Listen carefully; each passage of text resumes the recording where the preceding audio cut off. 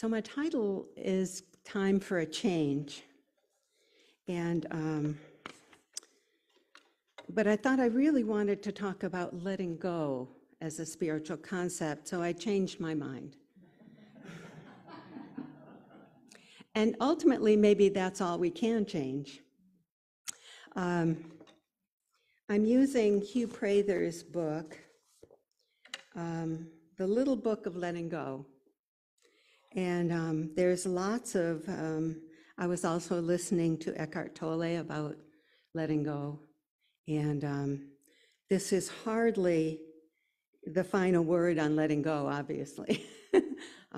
There's just lots of information out there because it is incredibly important idea for us to remember in our quest to be the best we can, in our quest to bring joy into our own lives and to the lives of others. Letting go is essential. Otherwise, we will, there will be much anxiety and tension and lack of awareness, because it's not an easy, it's not, don't mind if I move this. I can't see my papers if it's in my face.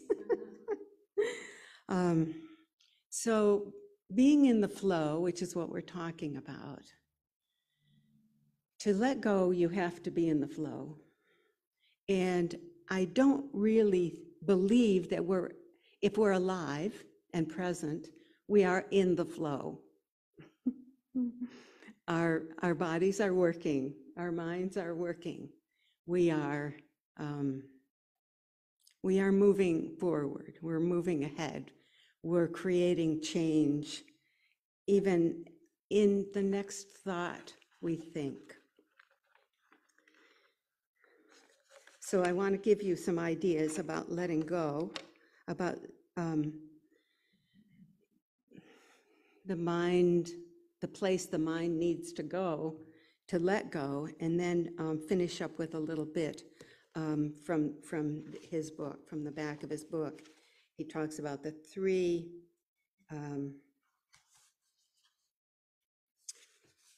parts of letting go. But I first want to start with this quote from page 7.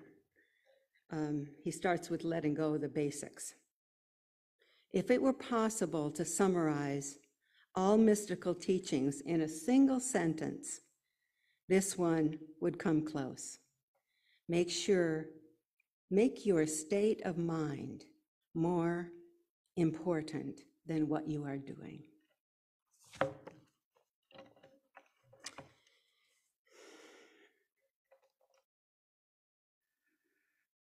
So starting with using our awareness, looking within for the answers and listening for the answers, and going inside for the questions, because all of them are there and they are accessible to us. The psychologist Carl Jung said, "Your visions will become clear only when you look into your own heart. Who looks inside dreams. Who looks outside dreams. Who looks inside awakes." So awakening is our process of spiritual growth, and most of us are awakening in small ways every day. And we simply have to trust that really is happening, because otherwise we get anxious about our lives. We get anxious about those people close to us. We get anxious about their lives. So a few weeks ago, I had a vision. I went to outer space and looked back at this beautiful Earth, like we see in the pictures from the moon landing. This beautiful blue planet of ours. And I was seeing people scurrying around. And I thought, this is insane. And I'm not one to judge, but of course I am one to judge, as we all are at some point in our lives. And I thought, there's not much I can do about this. And it was kind of sad to me. It was kind of sad. But part of our awakening itself needs to be with the idea that we are safe.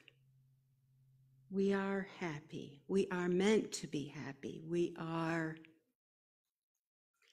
meant to live in joy, always. Our spirits will rise to the occasion. Our spirit is a very strong piece of us. Our spirit is all of us, really, is the whole of us. And we can choose to trust that wholeness that we are. Eckhart Tolle says, give your feelings lots of room. Don't judge your own feelings. Be with your feelings. When we get in times of stress, as we all do, just be with the feeling of stress and allow your mind to relax. It takes attention, it takes work, it takes awareness. And we are the only ones responsible for our state of mind. We're the only ones. We're the only ones who can really do anything to change a state of mind that is distressing. So I try to laugh at myself. I try to laugh at myself, and I try to be aware of the drama that I tend to create. I've been accused of being a drama queen. I've been accused of being a bitch, and I will not, I accept those judgments, those.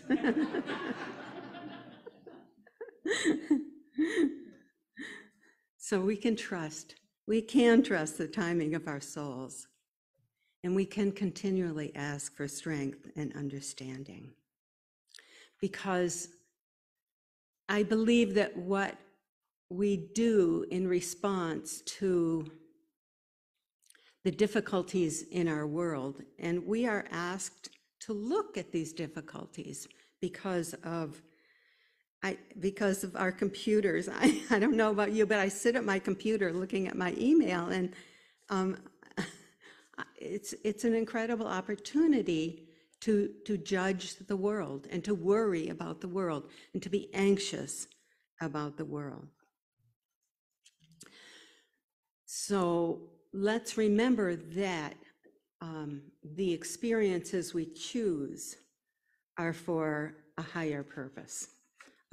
It's to train us in peace,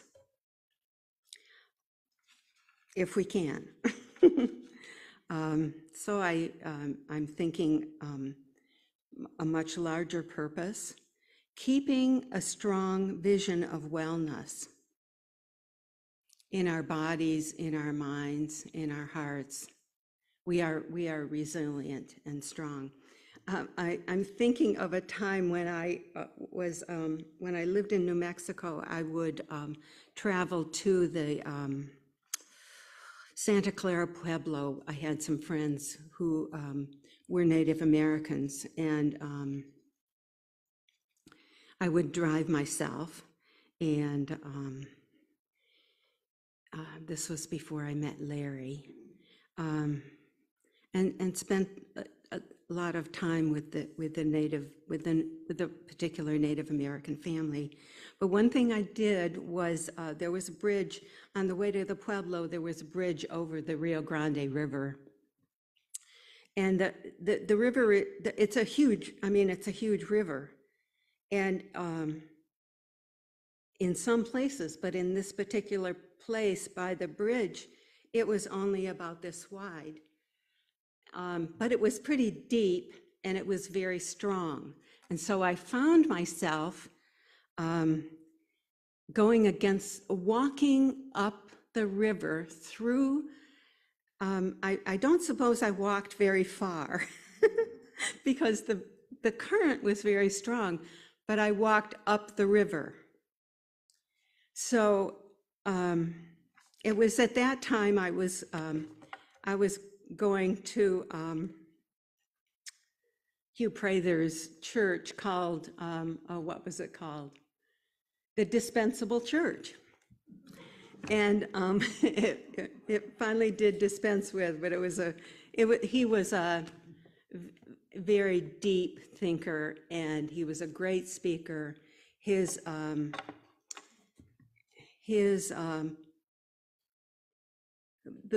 spiritual path was A Course in Miracles. So I found myself walking up the river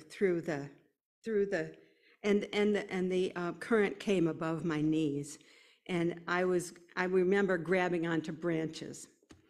But it was an experience of going against the flow, and it because I remember it the way I do, I think it taught me a lot. In our services on Sunday morning, we would sing, "Row, row, row your boat gently down the stream." And I remember that as a very powerful teaching. So do not hesitate when you are in times of stress to sing to yourself, "Row, row, row your boat gently down the stream. Merrily, merrily, merrily, merrily, life is but a dream."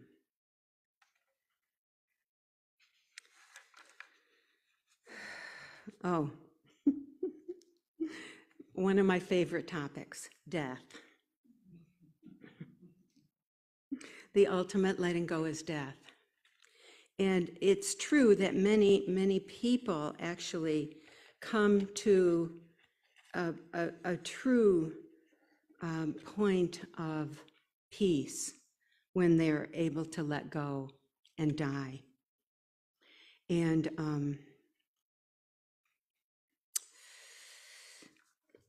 about a week before Joy made her transition, I went to see her, and we had the most wonderful time. I mean, it was a timeless time. We were laughing and crying, and there was so much delight and happiness.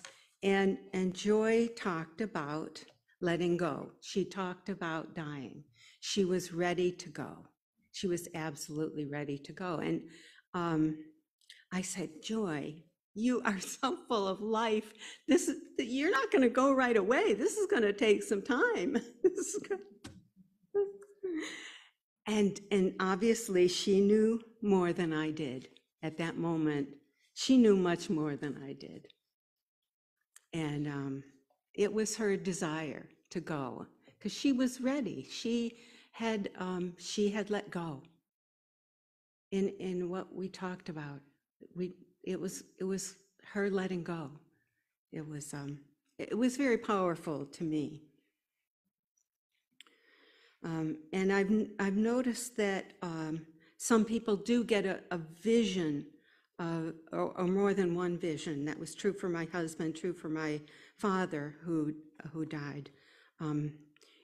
In the months and the days before they died, there was a wider, a bigger consciousness, a bigger understanding of who we are and why we're here, to bring joy to each other, to bring happiness, to share who we really are. So I love this quote from Steve Jobs. Remembering that you are going to die is the best way I know to avoid the trap of thinking that you have something to lose. We're much more, we become, when we let go before we die, if we do let go before we die, some people won't, we're free to make the choices that bring peace to ourselves and to the people who are taking care of us too.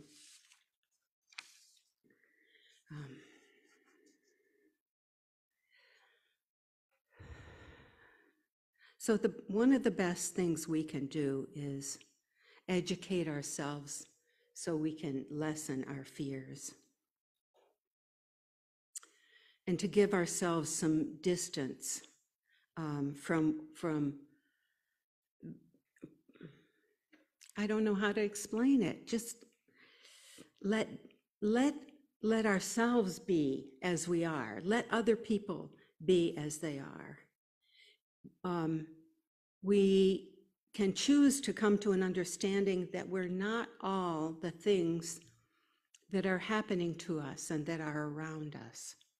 We are not the choices we make. We make choices.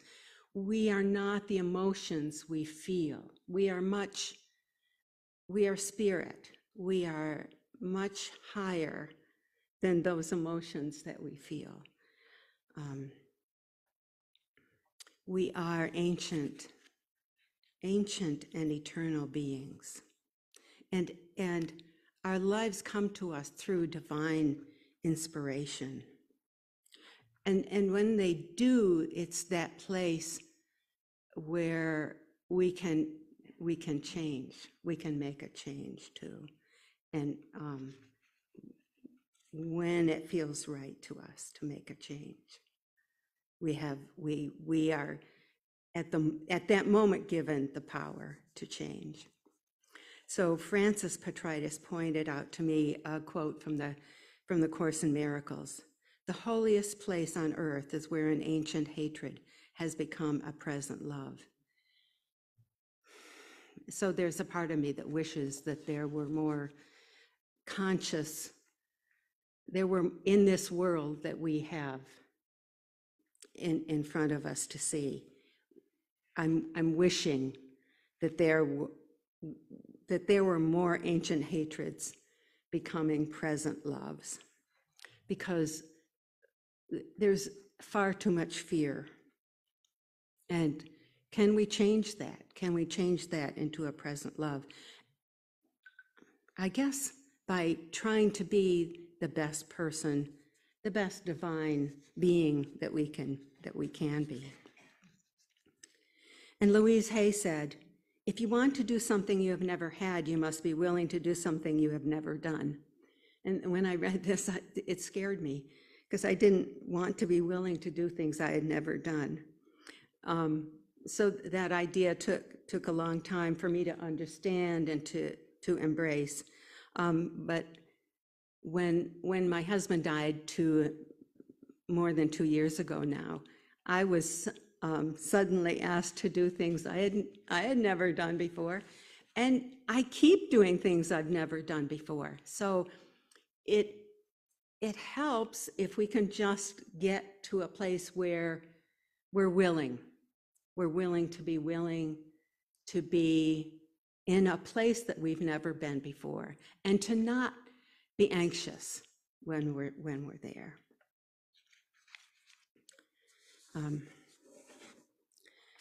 Okay, a few more moments. I realize it's getting to be time. Think about what you'd like to say in the open mic, because that's part of my favorite part of my talks. So, letting go has, wait a minute. Oh no, not there. Oh dear. Okay, the first step in letting go: remove what obstructs your experience of wholeness and peace. you must first look at the obstruction. So the obstruction he talks about, whenever our desire is for people to change or circumstances to go our way, we are not taking responsibility for our state of mind, because all we can do then is be a victim and wait to be saved. We obviously can't let go if we're waiting to be saved, and if we're waiting for someone else to be different, if we're waiting someone else to do something different, that's not going to happen. So that's part one. Look at the obstruction. The second step of letting go is to go beyond the obstruction. You must be certain that you want to. Do you want to let go? Are you ready to let go? And the third step is to experience your wholeness. You must respond from your whole mind and not from your conflicted mind.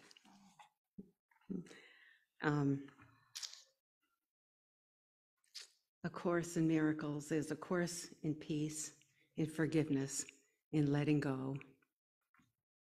So let me hear what you'd like to say about letting go.